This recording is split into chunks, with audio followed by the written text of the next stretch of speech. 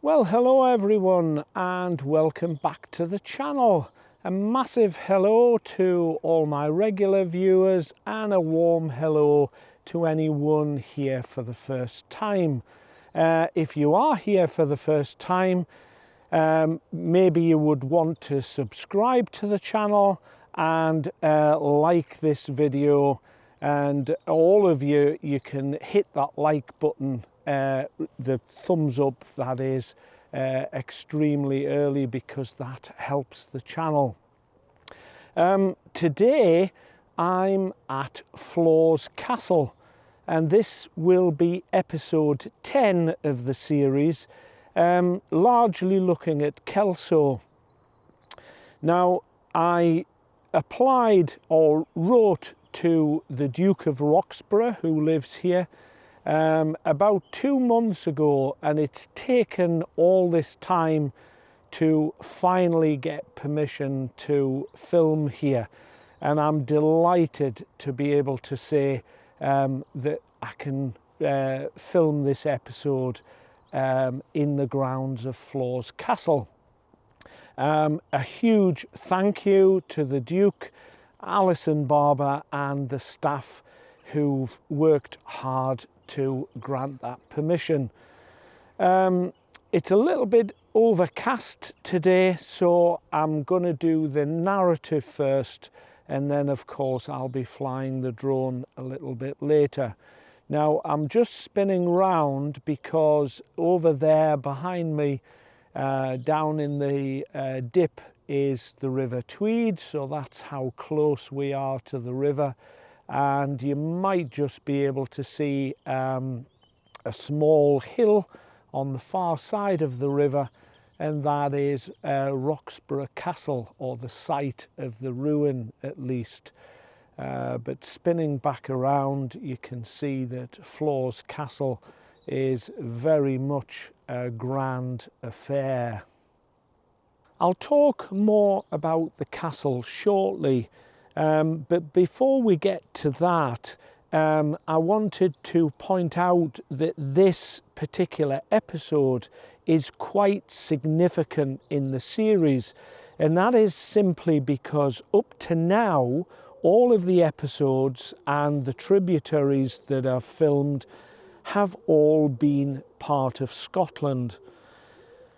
When we get to the end of this episode, we'll be quite close to a place called Carham, and at that point the border becomes the river. So land south of the river from that point onwards is England, and the land on the north side, of course, remains Scotland. So that's significant change. So you could say that this particular episode is the last one where we are totally in Scotland. Anyway, as I said, this programme is focused on the border market town of Kelso and the relatively short stretch of river between here and Carham. The name of the town immediately causes a dialogue about where its origins lay. It is possible that the answer could be as simple as a hoff owned by a person named Kells. Kells Hoff, in other words, becoming Kelso. There have been families with that name hereabouts since the Norman invasion. The official records state that the name Kelso is derived from two words from the Anglo-Saxon language, calc and ho, meaning a chalk spur of land. Indeed, one of the streets in the town is called Chalkhoff Terrace. The original pronunciation is thought to have been Colco or Colcoff. Any geologist will tell you that the rocks that Kelso stand on are from the Silurian or Ordovician period in the Earth's formation, and that was between 486 and 412 million years ago, when the Earth was covered in oceans populated by mollusks and corals. The first fish were forming, with some very early reptiles and insects emerging from the waters to inhabit the land. Early vegetation was also beginning to grow. The rocks from that period were formed from the mud and silt that formed on the seabed. They became mudstone and siltstone sedimentary grey rock, but certainly not white or chalky.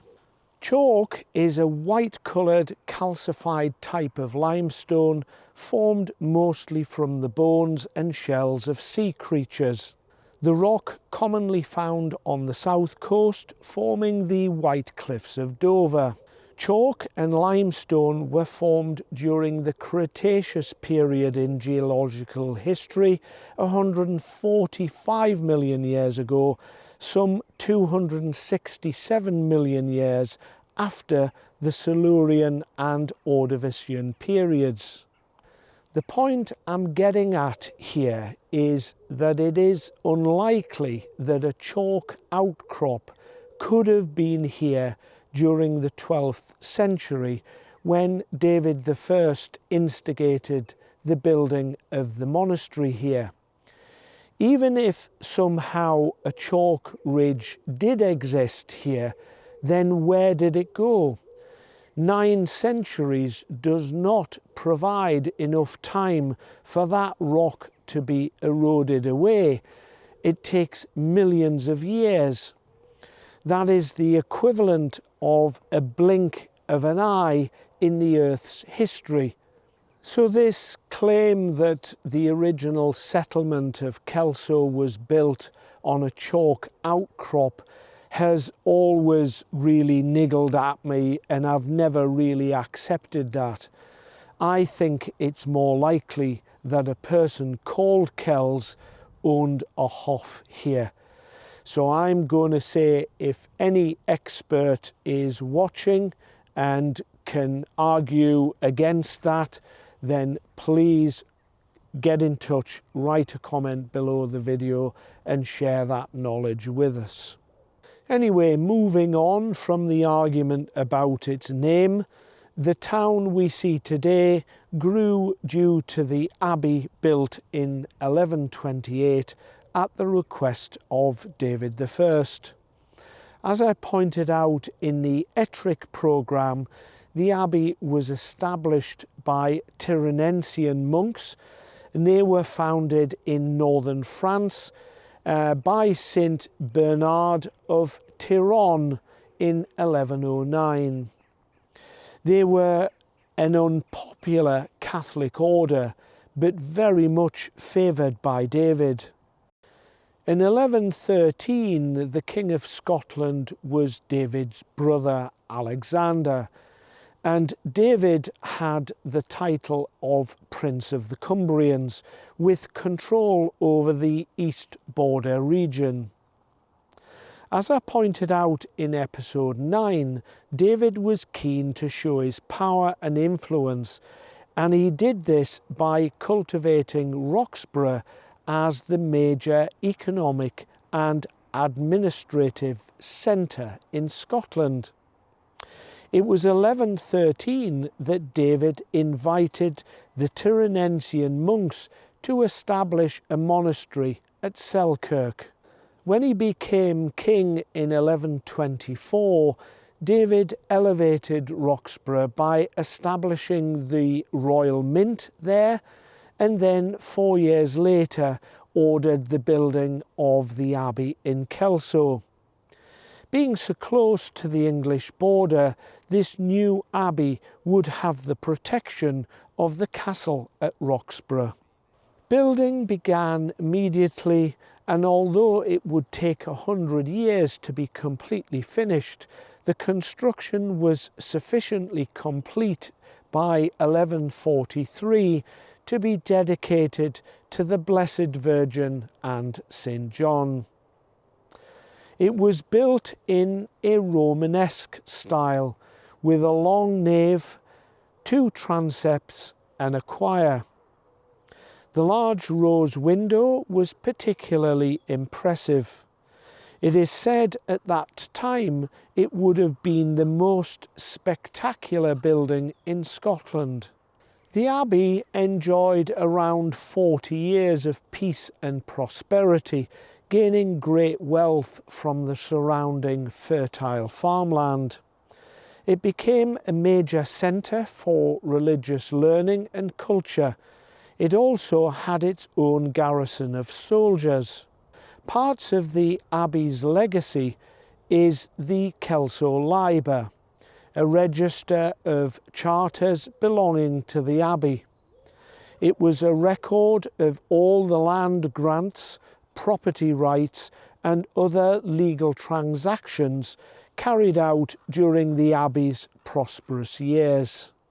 The Liber is a primary source for understanding the history of the abbey and its role in medieval Scotland.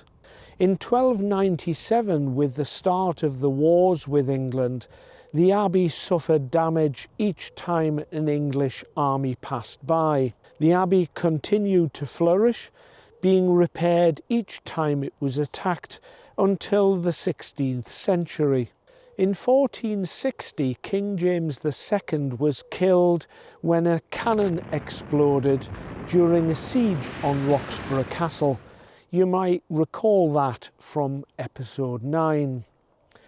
King James III, who was only a child of 9 at the time, inherited the throne after his father's death and was crowned in Kelso Abbey. The abbey was badly damaged by Henry VIII's army in 1545 in the period of rough wooing, and it was never fully repaired. You will also recall from episode 4 that the period of rough wooing was because Henry VIII desired a marriage between his son Edward and the infant Mary Queen of Scots, with a view that his heirs would one day have control over Scotland as well as England. The Scottish Parliament, though, saw through Henry's ruse and forbade the union, favouring an alliance with France instead, as Scotland has always done. Henry's answer was to bully the Scots into accepting his proposal, hence the title of rough wooing. Henry sent an army into Scotland with the orders to wreak havoc on everything the army came across. The border region suffered the brunt of these attacks. 15 years after Henry's period of rough wooing, the Scottish Reformation saw the abbey abandoned and never restored. In the following centuries, the abbey walls were frequently robbed for other buildings in the town. The resulting rubble left on the abbey site was cleared away in 1805, leaving only the West Tower. It was in 1933 the 8th Duke of Roxburgh ordered the building of a memorial cloister designed by Reginald Fairley in the same style as the original. Today the abbey enjoys Grade A listing and is managed by Historic Environment Scotland. Turning attention to the town itself now, medieval Kelso used to be two separate settlements, Easter Calco and Wester Calco. An archaeological dig in the 1980s revealed the latter was situated just below Roxburgh Castle, but abandoned in the 1400s due to the constant fighting for control of the castle. Easter Calco grew steadily around the abbey and became Kelso as we know it today. Many of the monks at the abbey were skilled craftsmen, passing on their skills to the locals, helping the town to flourish and prosper. The abbey controlled all of the wealth and power in the town and the surrounding area. After the Reformation, it was the Kerrs of Cessford that took over, virtually owning all of Kelso. Another of the fortunes that the Kerrs acquired. In Roxburgh Street is a petrosomatoglyph, which is the term used to describe a human or animal imprint in stone. In this case, it is the imprint of a horseshoe cast by the horse Charles Edward Stuart was riding as he passed through the town on his way to Carlisle. A cobblestone has been laid containing the imprint to commemorate the event. Charles Edward Stuart was Bonnie Prince Charlie, of course. His journey through Kelso into England was apparently his chosen route as he attacked England in the 1745 Jacobite Rebellion. But on my travels, many travels to Scotland and in particular the borders, it seems as though everywhere you go has a claim to a visit from Bonnie Prince Charlie. Maybe he was just hiding from the English and had to dot around different places to avoid detection. Or maybe he was drumming up support and recruiting the army that he would need to invade. I'm not sure. It was 1783 that Sir Walter Scott attended the grammar school here, and he thought Kelso to be the most romantic village in Scotland, a useful reference to its size in the 18th century. The town centre today is a large market square with 4 main streets leading off each corner. The town hall, the corn exchange and several imposing buildings surround the square. These buildings hosted a busy marketplace with trade in horses, livestock, cereal crops and textiles. Today the market square provides the focal point for the annual Kelso Civic Week. The Kelsey Laddie heads the week-long festival, usually held in July. A second annual fair is usually held the first weekend in September with live music, street entertainers, dancing and a free concert.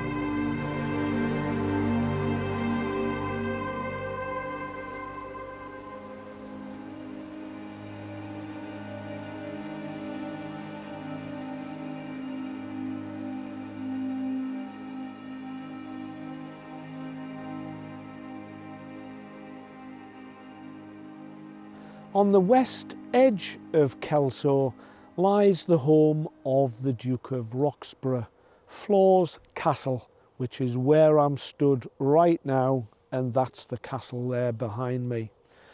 It's a very grand building, and in my opinion, more of a palace than a castle. I'm referring to most of the structures that we've seen so far in this series that have been called castles in comparison to this. The name Flaws is thought to originate from the French word fleurs, meaning flowers, or the English word flaws, referring to the various terraces that the castle is built on. My own opinion is that the name Flaws came from the French word fleurs, because there are so many connections between Scotland and France. In my opinion, that is the more likely connection. But it certainly wouldn't have been called that back in the 1100s, when the land here was owned by the Tyrrhensian monks. A tower house stood here rather than the castle, and it was the Kerrs of Cessford that acquired the land after the Reformation, as I said before, and the relevant history here begins. The tower that stood here originally faced Roxburgh Castle, which is literally just on the other side of the river.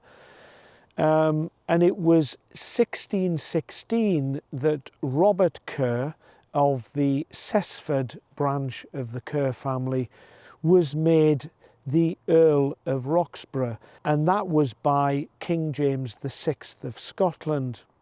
John Kerr, who was the second son of the third Earl, became the first Duke of Roxburgh, and that was in 1707. You will recall from the earlier episodes that James VI became James I of England, uniting the crowns for the first time in 1603. The parliaments, though, remained independent of one another until the Act of Union in 1707, in which John Kerr had played a huge role. That was the reason John Kerr was made Duke, and after gaining the title and prestige, John Kerr instructed the Scottish architect William Adam to build a new mansion incorporating the original tower into the design. Building began in 1721 and finished 5 years later. In 1837, the sixth Duke commissioned the fashionable architect of the day, William Playfair, to remodel the rather plain Georgian mansion he had inherited from John Kerr's original design. The present-day appearance of Flaws Castle is a result of Playfair's design. In 1903, the 8th Duke, Henry John Innes Kerr, as they were now known, married the American heiress Mary Ogden Goulette. She was a socialite and extremely wealthy. An interesting fact I came across during the research for this episode was that all of the male line in the Kerr family, or Kerr family to pronounce their name correctly, had inherited a gene which caused them to be left-handed. Now you might be saying to yourselves, well, what was spectacular about that? Well, in medieval times, if you were a left-handed swordsman, you were a huge advantage in battle. And that was because when hand-to-hand fighting, which it was in the medieval period, most soldiers held the shield with the left hand and fought with the right. So you can imagine if you were facing someone and you were left-handed, so you're holding the shield in your right hand, you had a direct thrust into the unprotected side of the opponent. They were paid double or certainly a huge amount more than a right-handed soldier. It's also reported that Ferniehurst Castle and Cessford Castle, home to the two separate branches of the family, had stairs fitted with handrails on the left side. On this particular day and at the time of filming, Flaws Castle is the home to the 11th Duke of Roxburgh, Charles Innes Kerr, and the Duchess Annabel. The castle and grounds are open to the public 7 days a week between April and September, and a link is in the video description below if you wish to book a visit.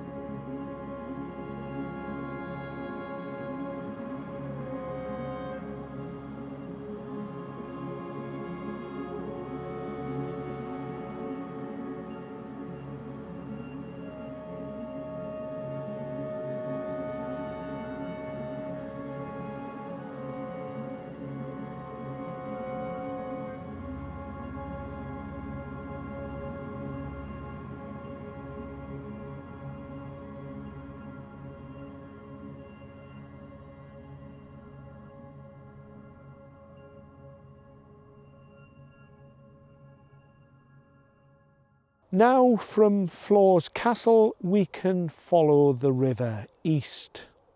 The first major feature after Floors Castle is where the river splits into two, flowing either side of a naturally formed island. And that's after it's passed over the dramatic Cold, which is built at one end of that island.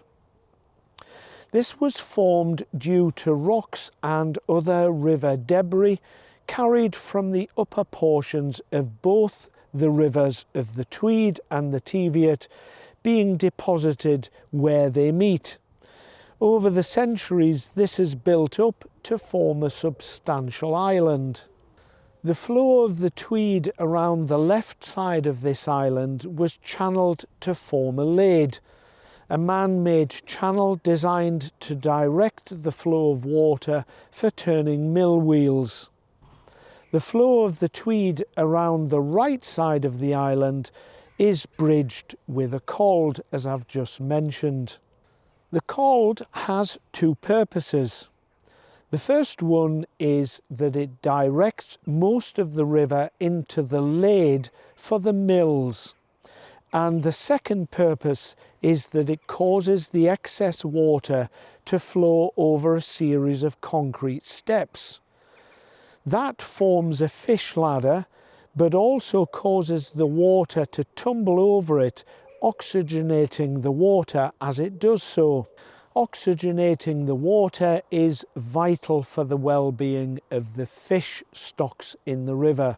And of course, remember that the Tweed, one of its main attractions is the quality of the salmon and trout within the river. Within 150 metres, the river flows beneath Kelso Bridge. This replaced an older bridge built in 1754. Prior to the bridge, the river crossing here was a ferry, which limited the volume of traffic able to pass through the town. In times of bad weather, it also proved dangerous. In the research I did last year for the Peebles programme, there was mention of a medieval bridge here being the only crossing across the Tweed before the Tweed Bridge was built in Peebles. The research for episode 4 claimed that this medieval bridge was destroyed during the period of rough wooing in 1545. However, when I did the research for this particular episode, looking at the bridges in Kelso, there was no mention of that at all. The only bridge that was mentioned was the bridge that was built in 1754, and that partially collapsed 2 years after it was built, killing 6 people. Although it was repaired, it suffered further damage in 1797. According to Sandra Purvis in her work, The Life and Works of John Rennie, the event was graphically reported in the Edinburgh Advertiser at that time.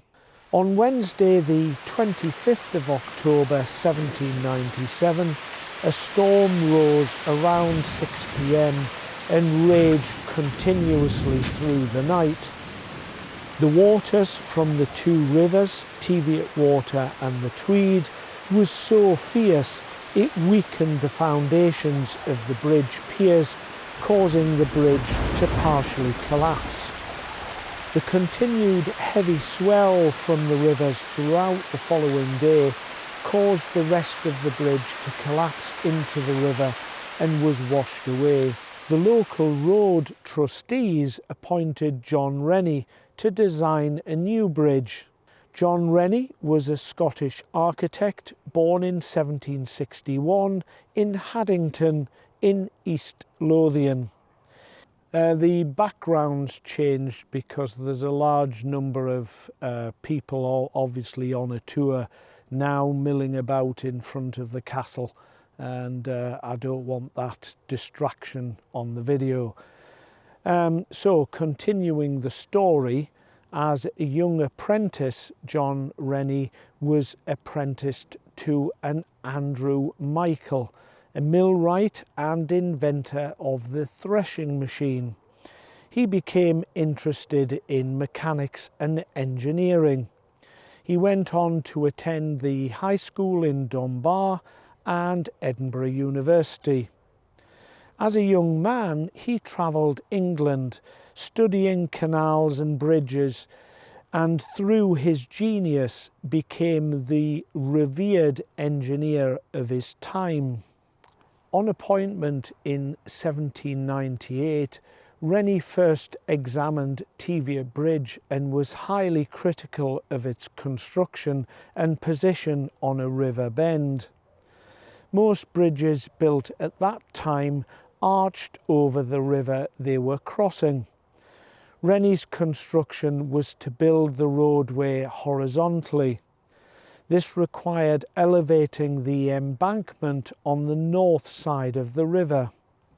The arches of the bridge were elliptical, meaning the spans were wider, allowing more waterway, but also they could support heavier loads on the roadway. The bridge took 3 years to build. It has 5 semi-elliptical arches, 22 metres wide, and the cost was £12,876, partially funded by a government loan. A tall house was built at the side of the road as you entered the town, and gates across the road prevented free passage. The purpose of the toll was to collect money from road users, but also foot passengers using the bridge, to repay the government loan. The tolls were meant to cease once the loan was paid back. However, 50 years later, the tolls were still being charged. Kelsonians suspected the trustees of lining their own pockets and demanded they published their accounts. Things came to a head when the railway arrived in Kelso in 1850.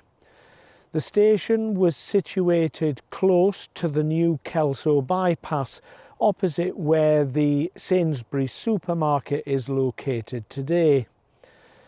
Passengers crossing the bridge in order to get to the station were forced to pay the toll, causing huge unrest in the town. The railway company requested the toll was removed, but this request was refused. An angry mob gathered one night in 1854. They cut the gates down and threw them into the river. Soldiers from Edinburgh had to be called to restore order. The tolls were subsequently removed, and today the toll house is a private residence. John Rennie went on to design and build Waterloo Bridge crossing the River Thames in London, to the same design as this one in Kelso.